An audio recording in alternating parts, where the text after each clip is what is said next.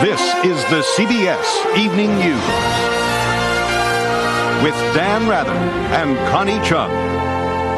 And good evening. Dan and Connie are off tonight. I'm Deborah Norville. The world is struggling to mount a relief effort, but so far it's no match for the catastrophe building on the borders of Rwanda. More than 1 million refugees have fled to Zaire, searching for safety and something to eat. Instead, they're finding more hunger, along with disease and death. The pictures reflect that graphic and sometimes gruesome reality. CBS News correspondent Bob Arnott is there. Thick smoke fills the air from the slow-burning fires in this desolate refugee camp, which has turned into a breeding ground for disaster. A fast-spreading epidemic, believed to be cholera, is stealing the lives of both young and old. This will be a big graveyard. There will be thousands of deaths.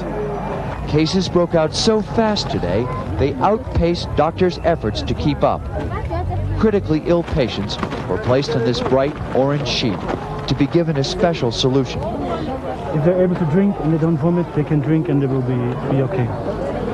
With this many people this quickly, how fast can this spread through these tens of thousands of people? Very fast. Like lightning? Yeah. Death came with frightening speed in the case of this woman. She was reported well yesterday. Today, she died as her son held her hand. The outbreak is the result of refugees drinking the only water available, the thick brown sludge found in this nearby lake, also used by animals. This young boy was almost swallowed up by the choking mud before he could be rescued. Today, the exodus continued across the border at the rate of 3,000 per hour. The main street outside Goma Airport was so clogged one could barely move.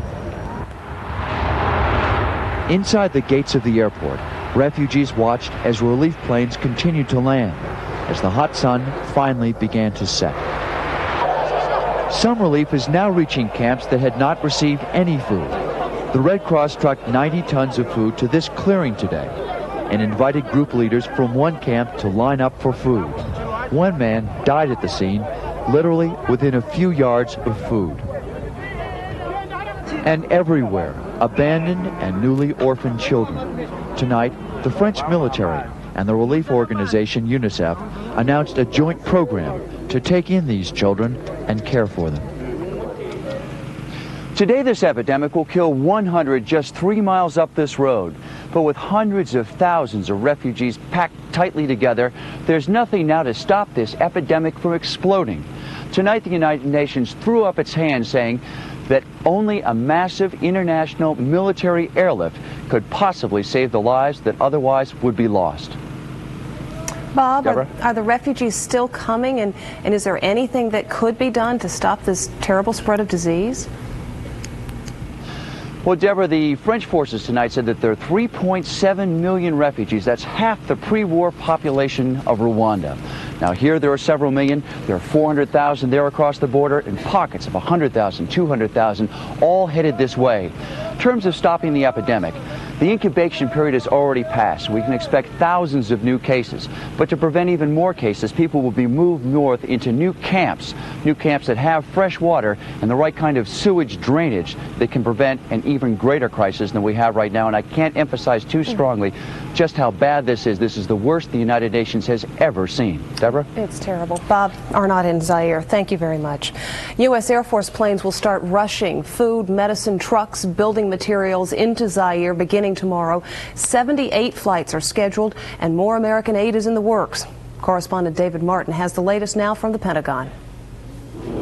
U.S. officials are scrambling to come up with a plan to help save more than 1 million Rwandan refugees.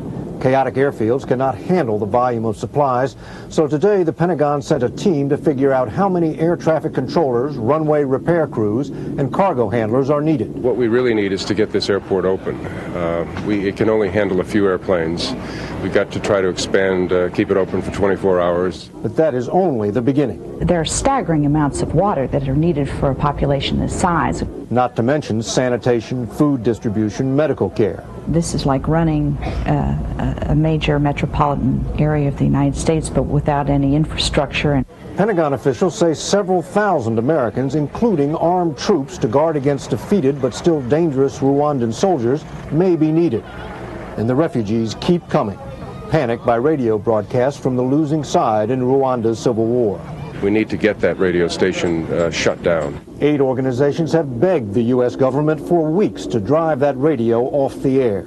They would tell us, yes, technically we can jam those radios, but there are legal issues. And we would say, what legal issues? This is genocide. Now U.S. officials are talking about jamming the broadcast and setting up a rival radio to convince the refugees it is safe to go home. The French are already parachuting food supplies into Rwanda, at least making it possible to eat. Pentagon officials say they too may have to resort to airdrops in order to deliver enough supplies. After months of trying to avoid any involvement in Rwanda's civil war, U.S. officials admit they are now playing catch-up with a human catastrophe. David Martin, CBS News, the Pentagon. Other news today, President Clinton's push for his version of health care reform today involved trying to explain what his latest version is. A lot of the confusion was touched off yesterday by Mr. Clinton himself. Correspondent Linda Douglas has the story. It was a day of damage control for the White House. Yesterday, President Clinton seemed to soften his demand for universal health coverage. But no matter what her husband said, today Mrs. Clinton said that's not what he meant. Health care reform without universal coverage will not work. Now that is the bottom line. Top White House officials fanned out all over Washington, arguing Mr. Clinton had not backed down. The president himself said he would like to restate what he meant. My goal is universal coverage. It is the only goal that works for ordinary Americans. The White House scrambled to calm liberal senators who have been fighting for universal coverage. They were furious at Mr. Clinton's suggestion yesterday that covering only 95% of the population might be acceptable. 95% coverage leaves 12.5 million Americans uncovered. That simply is not satisfactory. To make their point, the senators held a mock lottery, arguing that if the Senate only covered 95% of its members, 1 in 20 senators would lose their health insurance. Meanwhile, Senate Republicans reveled in the confusion. I heard what he said, but then I heard people saying he really didn't mean what he said, so I don't know what to think about it. Yesterday, Mr. Clinton also said he was flexible about his plan to make employers pay for insurance. But today, Mrs. Clinton had hard words for people who don't want to pay. People who are free riders and freeloaders on the system do not deserve respect. The confusion was more than a political irritant. Congressional Democrats say while the White House was trying to explain its public message, it lost critical days of private negotiations, and there is still no compromise in sight. Linda Douglas, CBS News, Washington. The White House said tonight that the independent counsel in the Whitewater case is now asking to see all White House files related to Vince Foster, the president's aide who committed suicide a year ago. Independent counsel Robert Fisk reportedly needs the files to clear up some lingering questions about Foster.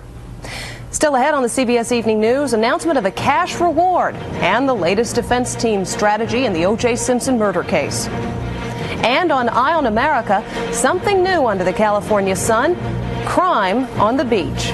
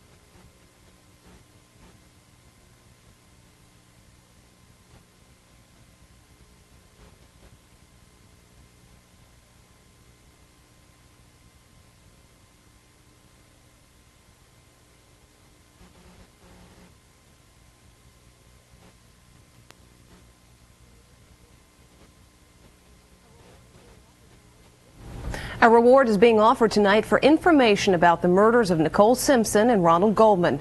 The man putting up the reward is the alleged killer, O.J. Simpson. Correspondent Sandra Hughes reports on today's maneuvering by the Simpson defense team, both in and out of court. Going to be released. Robert Shapiro, who visited his client in jail this afternoon, is about to file a motion in court formally accusing authorities of railroading O.J. Simpson. The motion requests a wide variety of items, and Shapiro argues that I have learned of numerous investigative leads that suggest other unknown suspects were responsible for this crime, and there may have been deliberate efforts to falsely implicate the defendant. Prosecutors have declined to comment. The defense also claims Simpson is so certain of his innocence that he is prepared to finance a follow-up investigation. And late today, he offered a reward for the person his lawyer claims is the real killer. O.J. hereby personally offers a cash reward of $500,000 for the production of evidence establishing his innocence, and he has retained a leading private investigator. In addition to that investigator, the defense has set up an 800 number to take phone tips from the public. Is it an honest effort to round up clues or an act of desperation by a defense team grasping at straws? I don't see it as an act of desperation. I see it as an act of good lawyering. I think people will look at this with a bit of cynicism because the defense, so late after the time of the crime, at a time when they're talking to the potential jury pool, now basically says O.J.'s concerned about his wife. Where was that concern before? The Associated Press says it's confirmed a newspaper report that preliminary DNA tests on the blood found in O.J. Simpson's Bronco was his own, and not that of his ex-wife or her friend. However, early DNA test results are often inconclusive. More definitive tests are pending. Sandra Hughes, CBS News, Los Angeles. In news about the economy tonight, the government says Americans saw their incomes rise 1.3% the first quarter of this year. That means they beat inflation. But the head of the Federal Reserve says interest rates may have to be raised again to keep inflation low. And higher mortgage interest rates are getting the blame for a big drop in home construction. The possibility of higher interest rates rattled Wall Street today. The Dow closed down more than 21 points.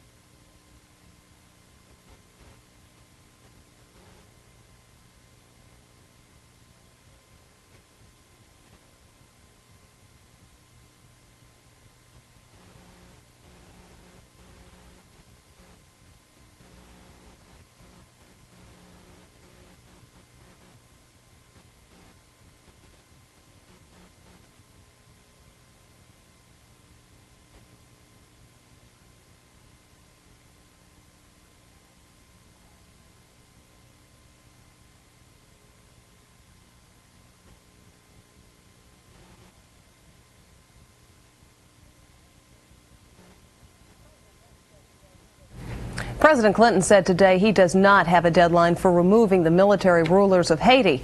Earlier, his special advisor, William Gray, said he expects the generals to be out by October. In Haiti, the ousted prime minister said sanctions are beginning to hurt the generals' wealthy backers. But as correspondent Bob Simon reports, most of the suffering still falls on the poor. The Catholic Relief Agency opened its doors to the poor of Port-au-Prince, and this is what happened. The sanctions are not meant to target the hungry, but sanctions have never been a precise weapon. Congressman Bill Richardson just returned from Haiti. The country is dying, and there's no question that the economic sanctions are having an effect.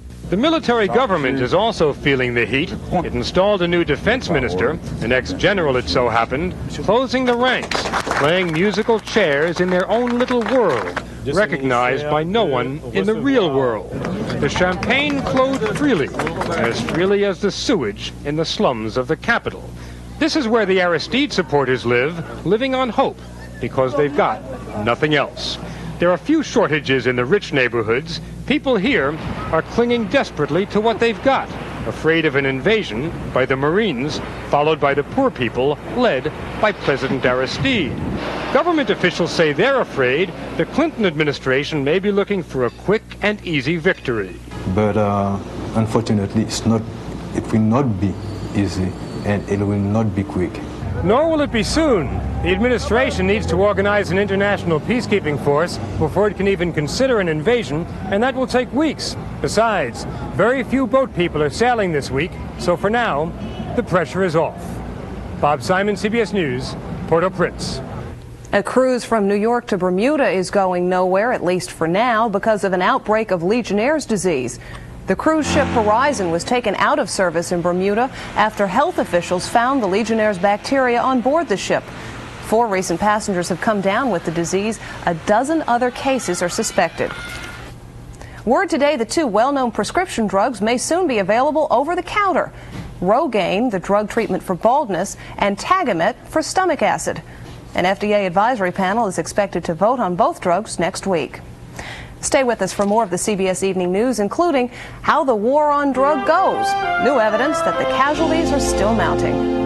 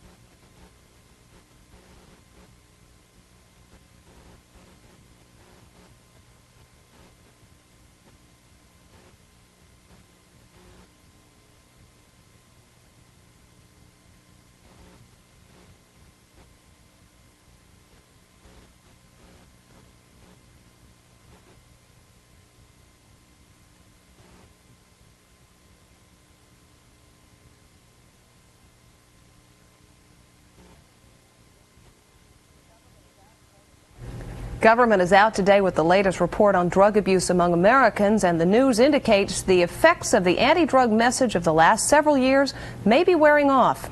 Correspondent Richard Threlkeld has the story. For more than a decade now, illegal drug use in America has been declining, but the government's newest national survey on drug abuse shows that the decline has stopped. An estimated 11.7 million Americans used illicit drugs in 1993, no change from the year before. And there's been no decline in the number of hardcore addicts, almost 500,000 who use cocaine at least once a week. we have to enhance and expand treatment options for the so-called chronic hardcore users. If we are ever going to solve this country's drug problems, that's exactly what we have to do. That hardcore is composed of people like Kevin. He's now a former addict at the ACI Drug Treatment Center in New York City. I know I can't do it alone.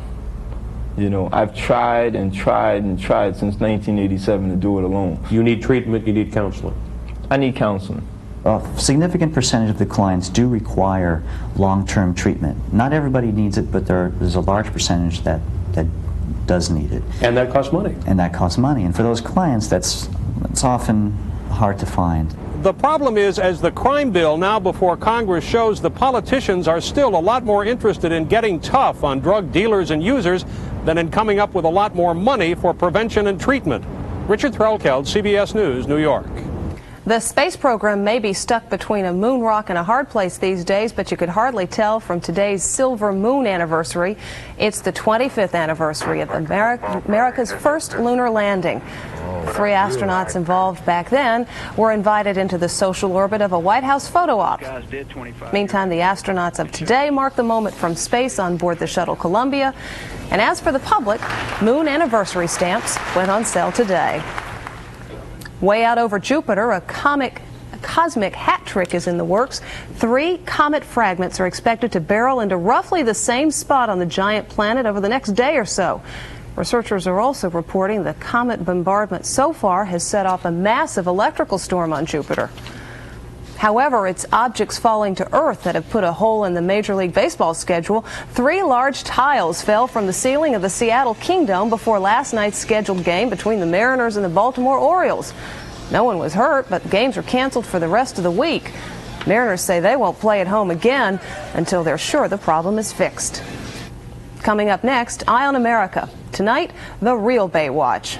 For some lifeguards, it's no day at the beach.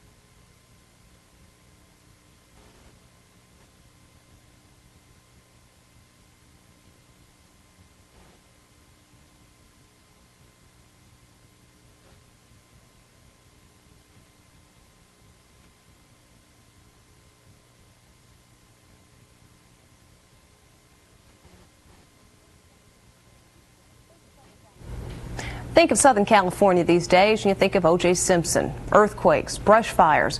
But they still have mile after mile of beautiful Pacific beaches, right? Well, some tough reality is now creeping in on that image, too. Correspondent John Blackstone has the story in tonight's Eye on America. On a summer's day along the California coast, it can be easy to forget the Golden State has become a little tarnished. But now, even here, California dreamers are being rudely awakened.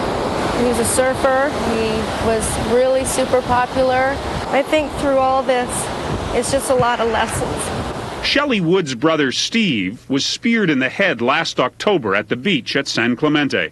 He fell into a coma, died 3 weeks later. He was a California boy. Definitely. Oh, American guy.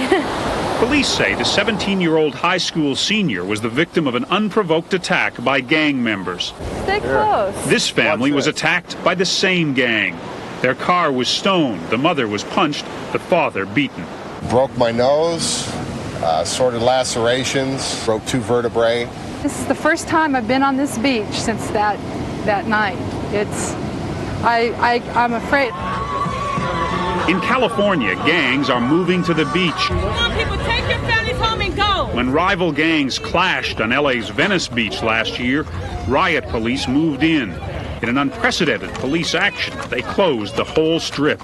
Well, it's become almost an accepted part of life that gangs rule some inner city neighborhoods.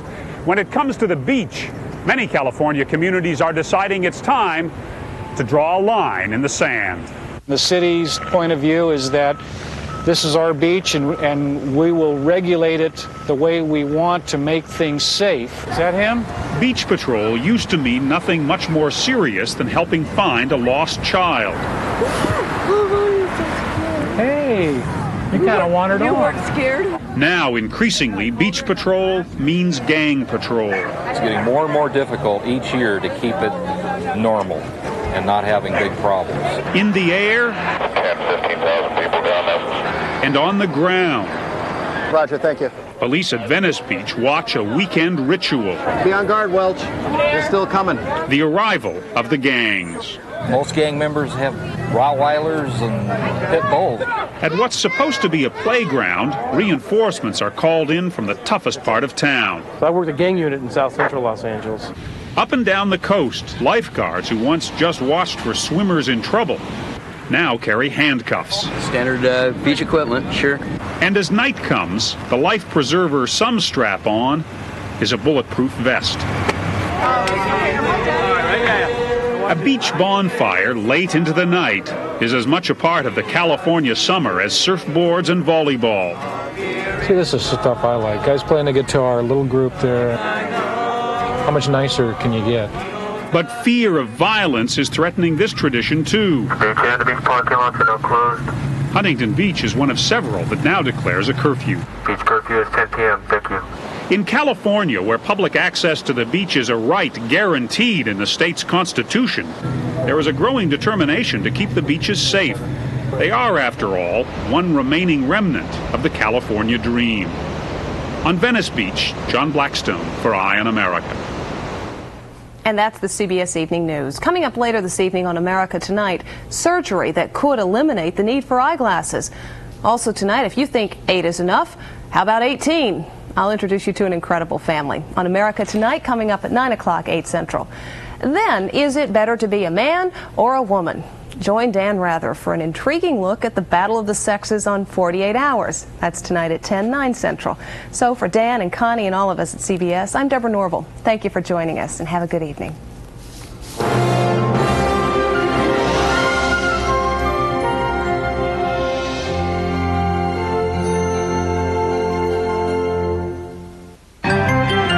Experience CBS News.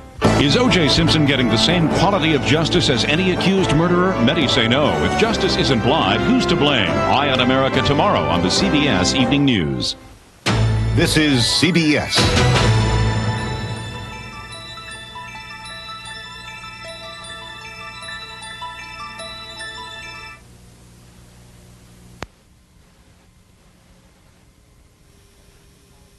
Attention all stations concerned. There will be an update of the CBS Evening News.